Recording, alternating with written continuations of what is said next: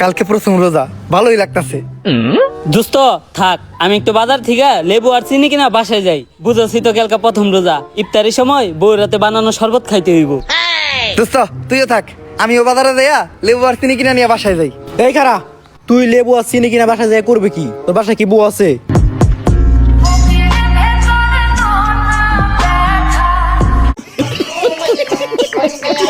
এত কষ্ট রে ভাই, আমাদের ওমর ভাইয়ের বুকের ভেতরে যেন রাখার জায়গা না। তবুও বারে বারে আমি বলবো ওমর ভাই আপনি কখনো বউ পাবেন না।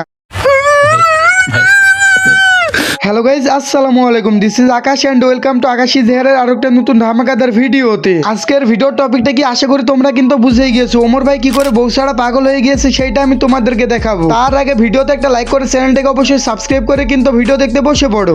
আজকে ফেসবুকে একটা স্ট্যাটাস দেখলাম, ইফতারের পর নামাজ শেষে বউকে 2 মিনিট বুকে জড়িয়ে শুয়ে থাকলে নাকি সারাদিনের ক্লান্তি দূর হয়ে যায়।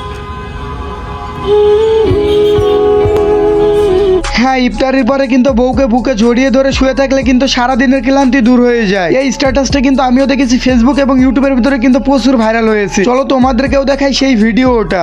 ইফতারির পর নামাজ শেষ করে স্ত্রীকে কিছুক্ষণ জড়িয়ে ধরলে সারাদিনের ক্লান্তি দূর হয়ে যায়। তার মানে আমি আর ওমর ভাই মনে হয় একমাত্র ভুল করে ফেলেছি রমজান মাসের আগে বিয়ে না করে। কারণ আমরা তো বউকে নিয়ে শুয়ে থাকতে পারতেছি না, আমাদের কিন্তু ক্লান্তিও দূর হইতেছে না। মানে সাপরিদের মতো রমজান মাসে আমরা বউ নিয়ে বউ ব্যবসা করে খাইতে পারতেছি না, অনেকটা বেশি কষ্ট লাগতেছে রে ভাই।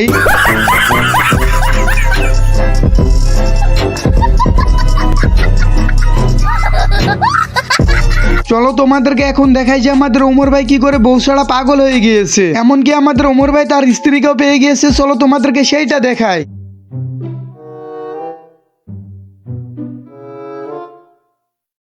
এই, এটা তুই কি করতেছস? হুজুর কইছে ইফতারির পর স্ত্রীরে বুকে জড়ায় শুয়ে থাকলে নাকি সারাদিনের ক্লান্তি দূর হয়ে যায়, তাই স্ত্রীরে বুকে জড়ায় শুয়ে আছি।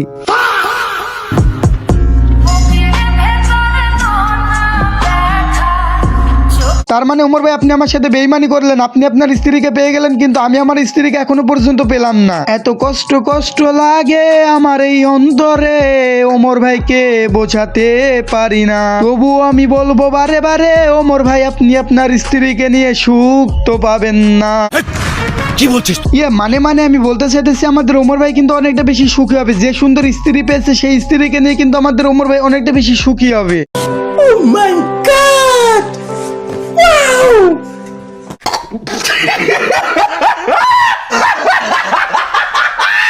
শরবতের বাচ্চা, পাঙ্গির নাতি, মহব্বতের শরবত, খেজুরের বিচি, জিলাপির প্যাঁচ, বেগুনের ঘরে বেগুন। শরবতের বাচ্চা, পাঙ্গির নাতি, মহব্বতের শরবত, খেজুরের বিচি, জিলাপির প্যাঁচ, বেগুনের ঘরে বেগুন। এই, তুই এটা কি করতেছস? রমজান মাস তো, এই পুরো মাসটা চলার লেগা কিছু হালাল গালি মুখস্থ করতেছি। মানে ভাই বিষয়টা কিন্তু আমার মাথায় ঢুকে নাই। তোমরা যদি কেউ জানো আমারে অবশ্যই কমেন্টে জানাই যাও তো কি বুঝাইছে আমাদের ওমর ভাই এখানে। সবাই উড়াধুরা কমেন্টে জানাও যে এখানে আমাদের ওমর ভাই কি বুঝাইছে। আর তোমাদের জন্য এত কষ্ট করে ভিডিও বানাই রোজা মুখে, তোমরা অবশ্যই চ্যানেলটাকে সাবস্ক্রাইব করে ভিডিওতে একটা লাইক করে দিও। তো সবাই ভালো থাকো, সুস্থ থাকো। আজকের মতো আল্লাহ হাফেজ।